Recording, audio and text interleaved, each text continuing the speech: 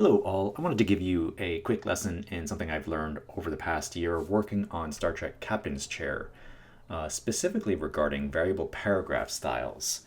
Now, I sometimes get questions from folks who are just learning data merge and they're ready to take a next step in something a little bit more complex. They've already learned how to do character styles, paragraph styles, grep codes. What they want to do is something like this on these cards where there are different paragraphs broken up by full paragraph breaks, and each of those paragraphs has a different formatting at the paragraph level. So that means not the individual words like, say, reaction here on this card or endgame on this card, or even the special codes that would insert an icon within text, like this icon next to ally, or this icon that represents a resource.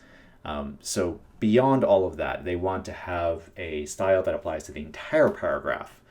That's tricky, and as yet, I have not found a way in InDesign to natively use data merge to impose a paragraph style on a body of text.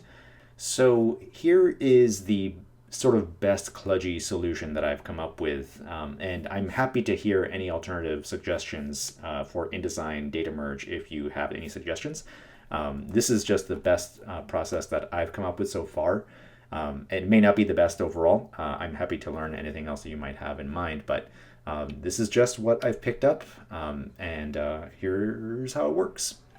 So let's just take as an example a more generic design that doesn't have much complication here. I'm just using some public domain artwork with a spreadsheet that just has some placeholder text from another popular card game. I have created 6 different possible paragraphs that this text may fall into, as if, say, for example, this game had 6 phases of play. This could also just mean different zones of play. So, for example, if this card were in Zone 1 versus Zone 2 or whatever, whatever your game requires, imagine that these paragraphs represent that part of the game. And for some reason, each of these paragraphs needs to have a very distinctive look to it. These then correspond to the paragraph styles I have placed here. These are applied to P1. You can see that over here in the data merge panel. This is P2, this is P3, this little blue area.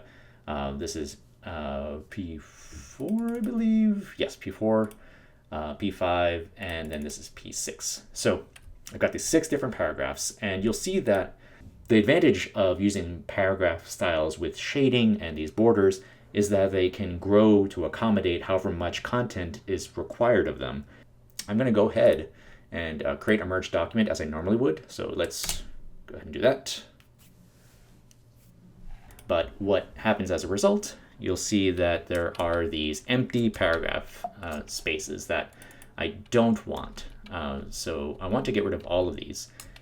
There are a couple of complications that come out of data merge that make this a little bit tricky if you want to maintain your paragraph styles across all of these. So first off, I have a after merge saved find and replace. If you ever want to save your own find and replace tricks, you can do that by clicking on this little save query button, and that will just save it, and you can just come back to this anytime. So I have this one saved that just says open bracket, capital F, E, F, F, close bracket. And all that does is delete the special spaces. These are special characters that create a white space as a result of data merge that are otherwise impossible to search for, but they still count as a character, and so it makes them also block any other searches that you might be doing. So first step is get rid of all of those. So I'm changing all, and cool. So I've deleted all of those. Next step, I have a second after merge search, and this is under the grep tab, and this is /s plus. This removes all of the blank lines that you may find as a result of data merge. If the content of that last paragraph style was deleted as a result of the prior 2 searches, it just ends up leaving a blank space there, and you want to get rid of that. So I have yet a third step here. I have it saved as remove trailing white space, which is /s plus $. So let's go ahead and do that. Cool. And so that deletes that. In all of these cases, in all these searches, I'm searching for something and then replacing it with nothing. That's why the change to field is empty. The reason why you want to do all these steps in this order is because if you were to have just gone ahead and straight deleted a couple of these paragraphs, it may adopt the paragraph style that was above or below that. It's a complicated part of the way InDesign operates its deletions in order of operations. It's not my favorite, but this is what has ended up working for me so far. And again, these are prototypes, so otherwise these don't look like the best looking cards, but this is meant to just show you an example of how this works.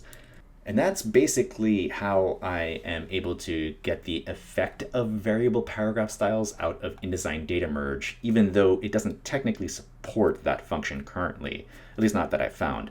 Again, if you have a better way of doing this, I'm sure there's got to be something. And you can consider this an open call to just offer suggestions on how to do this better. But for the time being, I find this to be a relatively effective way of handling it. I just do a normal merge, and then I run a couple of these find and replaces to delete some of the extra special spaces, and then delete the empty paragraphs that result when there's just no content for that particular paragraph formatting. Yeah, so that is everything I've got right now. Please let me know if you have any cool ideas or better ways of doing this. I'm happy to hear it. Thank you very much. Bye.